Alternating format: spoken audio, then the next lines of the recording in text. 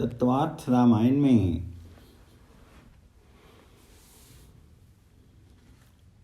श्री सीता त्याग। प्रभु ने एक दिन सिपाहियों को आज्ञा की, तुम गुप्त रीति से अयोध्या में फिरो और मेरे लिए लोग क्या बोलते हैं उसे सुनो। माताजी सगर्भा हैं। माताजी ने अगली रात्रि में राम जी से कहा था, मेरी वन में फिरने की इच्छा होती है।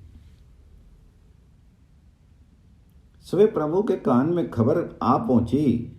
एक सेवक ने आकर के कहा, महाराज, लोग आपका तो बखान करते हैं, आपके लिए तो सही बोलते हैं, परंतु माताजी के लिए बहुत खराब बोलते हैं। रावण के घर में माताजी रही, इससे बहुत निंदा करते हैं। माताजी के लिए जो इच्छा आई वही बोलते हैं।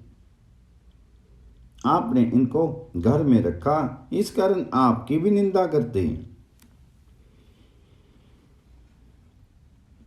रामायण में लिखा है कि लंका युद्ध के बाद सीता माता ने अग्नि में प्रवेश किया। सभी देवता ऋषि वहां आए। सब ने कहा है, श्री सीता जी महान पतिव्रता हैं। अग्निदेव ने कहा है, एषा ते रामा में देही पापमस्याम न विद्यते। सीता जी के स्मरण मात्र से अपना हृदय पवित्र हो जाता है। फिर भी एक अधम जीव था जिसने सीता माता की निंदा की। सही रीति से देखा जाए तो श्री सीता जी की जिसने निंदा की उसे फांसी की सजा देनी चाहिए। किसी राजा की रानी के लिए खराब शब्द बोले तो खबर पड़े कि क्या आहत आती है, परंतु श्री राम बहुत सरल हैं। इससे उन्होंने निंदा करने वाले को सजा दी नहीं, स्वयं ही सहन करना निश्चित किया।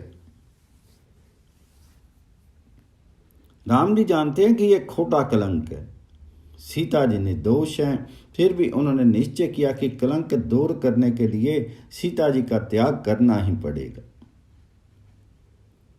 श्री रामचंद्र जी ने विचार किया कि मेरी प्रजा को मेरे चरित्र के ऊपर शंका है, इसलिए उसे दूर करना ही चाहिए। राजा का ये कर्तव्य है, प्रजा को सुख देने वाले चरित्र का आदर्श मुझे बताना है।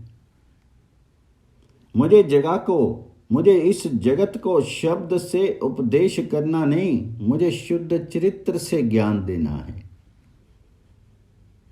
राम जी बहुत व्याख्यान देते नहीं, बहुत थोड़ा बोलते हैं। राम जी शब्दों से ज्ञान देते नहीं, क्रिया से ज्ञान देते। राम जी की प्रत्येक क्रिया उपदेश में है। प्रभु ने लक्ष्मण जी को बुला करके कहा, लक्ष्मण, लोग चाहे जैसा बोलते हैं, तुम अपनी भाभी को रथ में बैठा करके घोर जंगल में छोड़ आओ।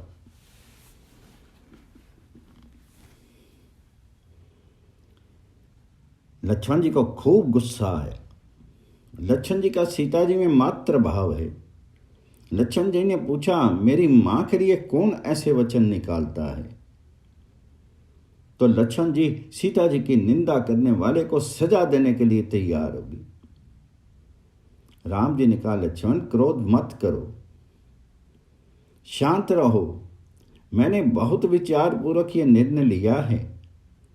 तब लक्ष्मण जी ने कहा, मेरे भाई, ये काम मैं नहीं करूंगा। श्री सीता जी मेरी मां हैं, तुम ये काम किसी दूसरे को सौंप दो। राम जी ने कहा, लक्ष्मण, तुमको ही ये काम करना पड़ेगा। तुम्हारे सिवाय दूसरा कोई ये काम कर नहीं सकता है, इसलिए बहुत बोलने की जरूरत नहीं है। मेरी आज्ञा का पालन तुमको करना ही है। लक्ष्मण जी को बहुत दुख हुआ। ज्ञानी होना सरल है, योगी होना सरल है, परंतु सेवक होना बहुत कठिन है। सब ते सेवक धर्म कठोरा। जो मन को मारता है, स्वयं के सुख को मारता है, वही सेवा कर सकता है। सेवक को निरपेक्ष होना पड़ता है। सेवक को सेवक के सुख का ही विचार करना पड़ता है। सेवक सुख भोगने की इच्छा करे तो वह बराबर सेवा नहीं कर सकता। सेवा वह कर सकता है जो आत्म सुख को त्याग देता है। सेवक को मन मारना पड़ता है। सेवक के कोई मन होता नहीं है। सेवक की कोई निजी इच्छा होती नहीं। सेवक के लिए तो स्वामी की इच्छा ही उसकी इच्छा है। लक्ष्मण जी को यह काम करना ही नहीं था, परंतु प्रभु जी की आज्ञा हुई कि एक अक्षर भी तो मत बोल। इससे लक्ष्मण जी ने मालिक की आज्ञा का पालन किया। परमात्मा ने श्री सीता जी से कुछ भी कहा नहीं। श्री सीता जी ऐसा समझती रही कि मेरी वन में घूमने की इच्छा हुई थी, इससे मुझे वन में ले जाने की आज्ञा प्रभु ने लक्ष्मण जी को दी है। लक्ष्मण जी सीता जी को रथ में बिठा करके घोर जंगल में ले जाते हैं। वन में लक्ष्मण जी का हृदय वश में रहता नहीं है। लक्ष्मण जी खूब रुदन करते हैं।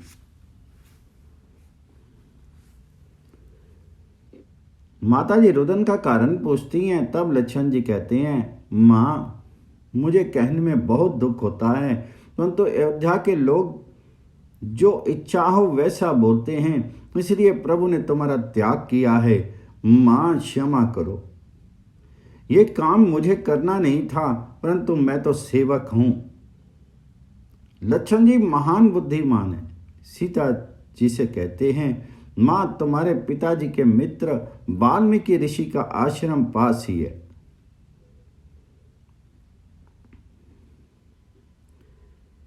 लक्ष्मण जी सीता जी को वहां छोड़ करके अयोध्या वापस जाते हैं।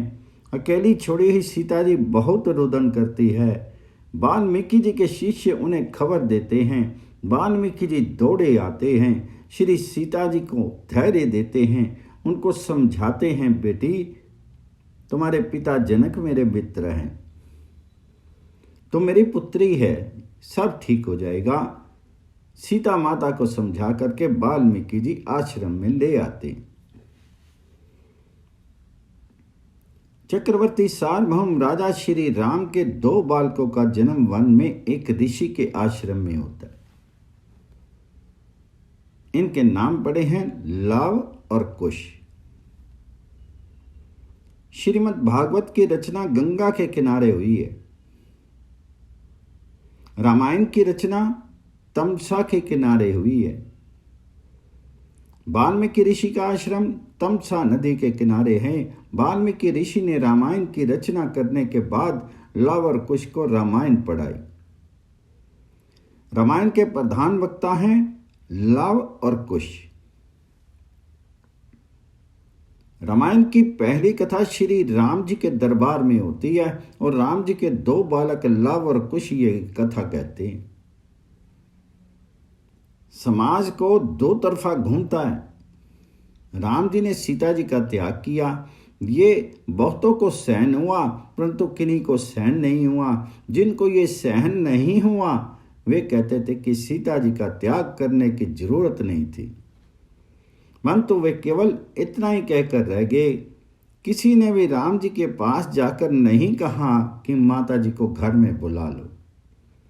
माता जी घर में नहीं पधारेंगी तब तक मैं पानी भी नहीं पीऊंगा। प्रजा ने राम जी के सुख का तनिक भी विचार नहीं किया।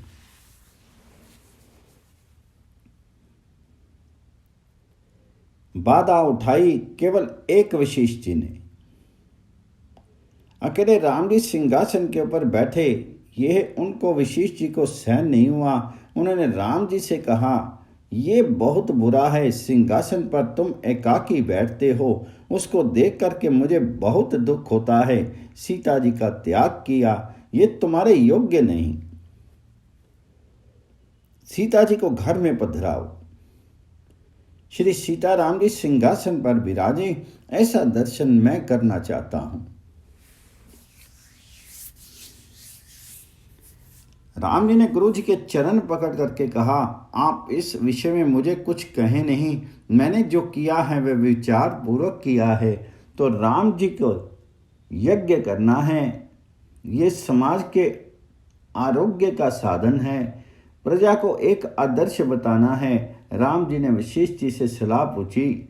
वशिष्ठ जी ने कहा, अकेले पुरुष को अथवा अकेली स्त्री को यज्ञ का अधिकार नहीं।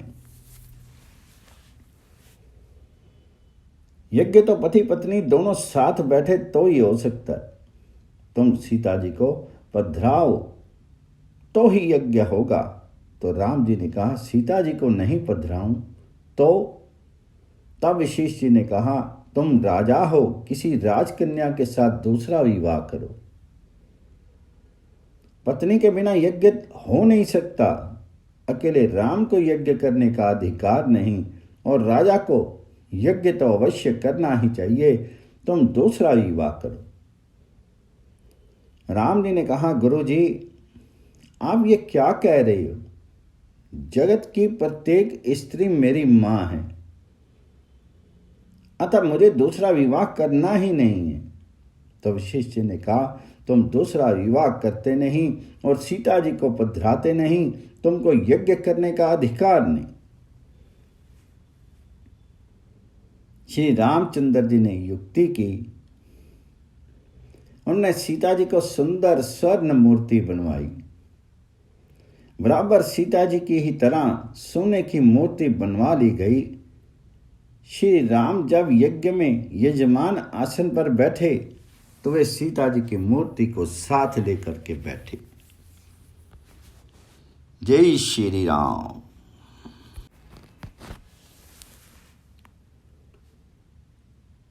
तत्वार्थ रामायण में